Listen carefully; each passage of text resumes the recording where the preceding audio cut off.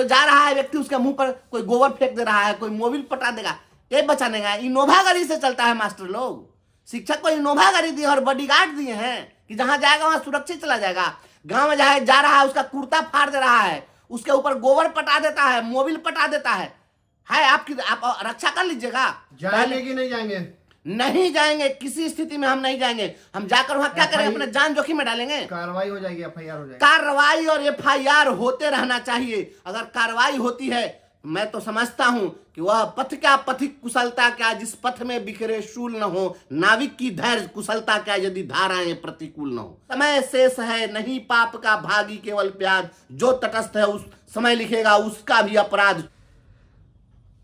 कल से होली का दिन भी है और ट्रेनिंग भी शुरू है, ऐसे में क्या कहेंगे आप लोग? नियोजित शिक्षकों की कल से ट्रेनिंग शुरू है।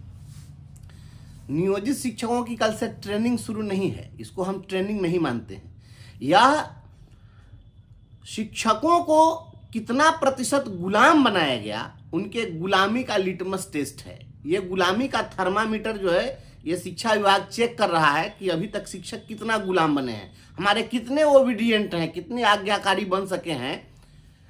ये अंध आज्ञाकारी, ये इसका टेस्ट हो रहा है। कल होली का त्यौहार है और होली के त्यौहार के दिन कोई प्रशिक्षण हो सकता है क्या? मुझे तो नहीं लगता है। सारे लोग दुनिया के जितने भी काम में लगे हुए हैं वो अपने शारीरिक श्रम का पैसा लेते हैं। शिक्षक ही है एक जो मानसिक श्रम का पैसा लेता है।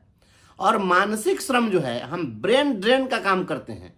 और ये प्रशिक्षण जो है, यह मन मस्तिष्क से और ये अधिगम से जुड़ा हुआ चीज है। प्रशिक्षण में जो भी कोई शिक्षक जाता है वह सीखने के लिए जाता है, शिक्षण के नए कला कौशल को सीखने के लिए जाता है, नए तरीकों को सीखने के लिए जाता है।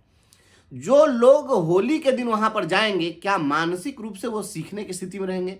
क्या वहां पर जो प्रशिक्षक हैं, जो वहां ट्रेनिंग देने वाले जो व्याख्याता होंगे, क्या वे मानसिक रूप से वहां पर होंगे? ये पढ़े लिखे लोगों को गुलाम सिद्ध करने के लिए इस प्रकार से किया जा रहा है, ये समझना पड़ेगा। हम एक उदाहरण आपको देते हैं। जो लोग भी प्रशिक्षण में जा रहे हैं और जो लोग भी कल विद्यालय जाने के लिए बेताब हैं, हम उन लोगों से यह कहना चाहते हैं कि आप अगर इतिहास पढ़े हैं तो इतिहास में एक पात्र आता है मलिक काफूर। मलिक काफूर अलाउद्दीन खिलजी का सेनापति था। उसको 1000 दिनारी भी कहा जाता है कि 1000 दिनार में उसको खरीद कर लाया था। वह गुलाम था, लेकिन उसको सेनापति बनाया गया था मलिक काफूर को। याद रखिए, नहीं जानते हैं तो इसको पढ़िए। और मलिक काफूर अलाउद्दीन खिलजी का सेनापति था। तो अलाउद्दीन खिलजी ने इसको दक्कन के क्षेत्र में हमला करने के लिए और विजय प्राप्त करने के लिए इसको भेजा था। और दक्कन में जब यह गया तो वारंगल पहुंचा था। और वारंगल जब गया तो उसमें वारंगल के राजा थे राजा प्रताप रुद्रदेव। और राजा प्रताप रुद्रदेव के किला को वारंगल में इसने घेर दिया। आज वही वारंगल तेलंगाना का क्षेत्र है।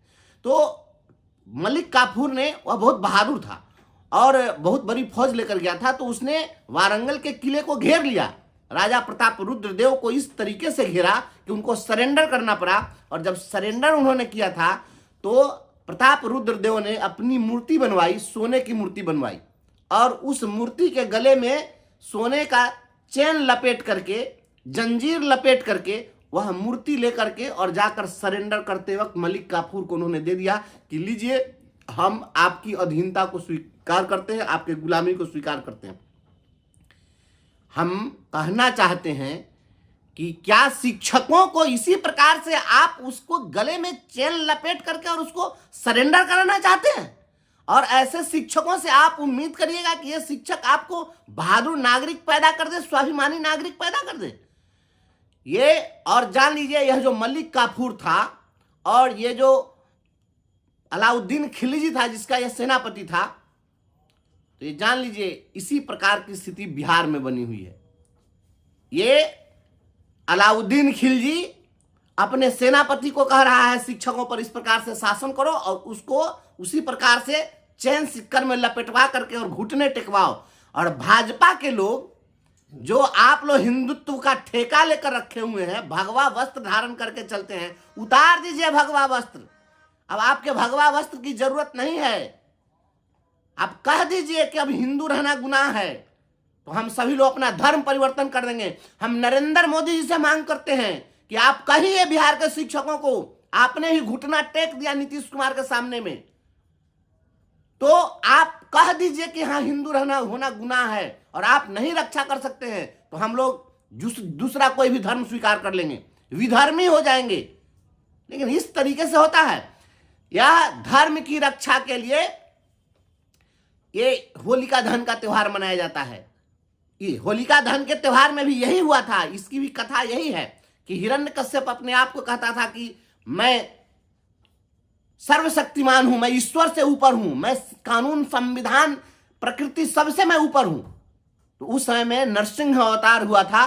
भक्त प्रहलाद ने जब गुहार लगाई थी तो नरसिंह अवतार हुआ था। और जो विधर्मी लोग थे, विधर्मियों के पक्ष में जो होलिका थी, ये हिरण्यकश्यप के पक्ष में जो होलिका थी, तो होलिका को वरदान मिला था कि तुमको कोई नहीं, यही बिहार के मुख्यमंत्री ने वरदान दे दिया है कि आप कोई भी काम करते रह जाइए, आपको जितना नंगा नृत्य करना है करिए, आपके ऊपर कार्रवाई नहीं होगी। तो ये नंगा नृत्य करने की खुली छूट और जो वरदान मिला हुआ है, वह वरदान होलिका दहन के रूप में जल जाना चाहिए। भाजपा के लोग आज गिरिराज सिंह जी बयान दे रहे हैं, ट्विटर पर लिख रहे हैं। ट्विटर पर लिखने से होगा?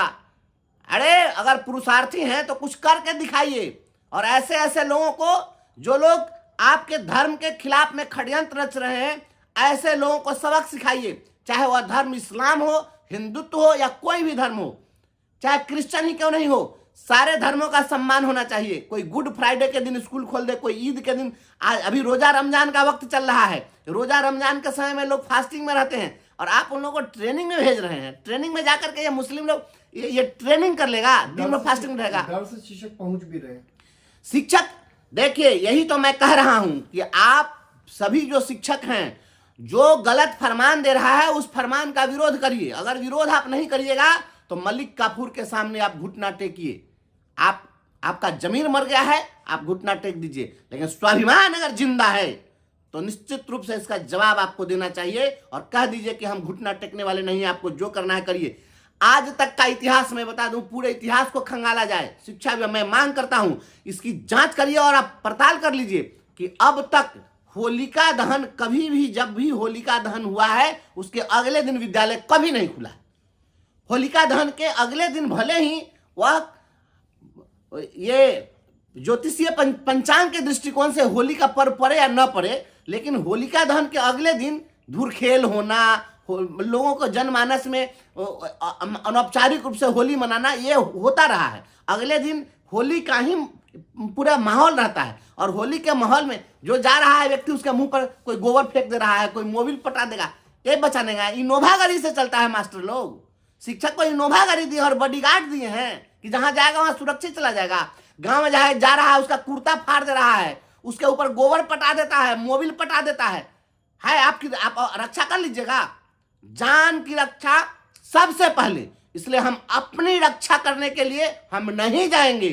यह संकल्प लीजिए। आज ट्रेनिंग में कह दे हम लोग, क्या हमको क्या समझ लिया, जहां हाँक दिया वहां हम चले जाएंगे। बिल्कुल गलत बात है। यह आपके गुलामी का लिटमस टेस्ट है और लिटमस टेस्ट करने वाले को मुंह पर तमाचा लगना चाहिए। मैं इसका पुरजोर प्रतिकार करता हूं और जितने भी लोग हैं, चाहे वह रोजा रमजान वाले लोग हैं, मत जाइए प्रशिक्षण में। यह प्रशिक्षण के आड़ में क्या हो रहा है? यह 30 मार्च तक पैसे का लूट करना है, इसके लिए कि मार्च क्लोजिंग हो जाएगी तो पैसा निकासी कैसे होगा। ये पैसा भुनाने के लिए और घोटाला करने के लिए ट्रेनिंग चलाई जा रही है। और क्या हो रहा है? इस ट्रेनिंग में जाके कोई कुछ सीख लेगा? सीखना और सिखाना आपका काम रह गया है, आप यही कर रहे हैं। ये सारा तमाशा हो रहा है। बिहार के अंदर में जो चीज हो रहा है, आने वाले समय में इतिहास में एक एक चीज दर्ज होगा। और भाजपा वाले लोग, समय शेष है नहीं पाप का भागी केवल प्याद, जो तटस्थ है उस समय लिखेगा उसका भी अपराध। चुप्पी साधे हैं, आप भी अपराधी हैं भारतीय जनता पार्टी के लोगों, और आप भी इस पाप में समान भागीदार हैं। आपको भी समय आने पर जवाब देना पड़ेगा। हम लोग इस बिहार के नागरिक हैं, पहले इस देश के नागरिक हैं। जाएंगे कि नहीं जाएंगे?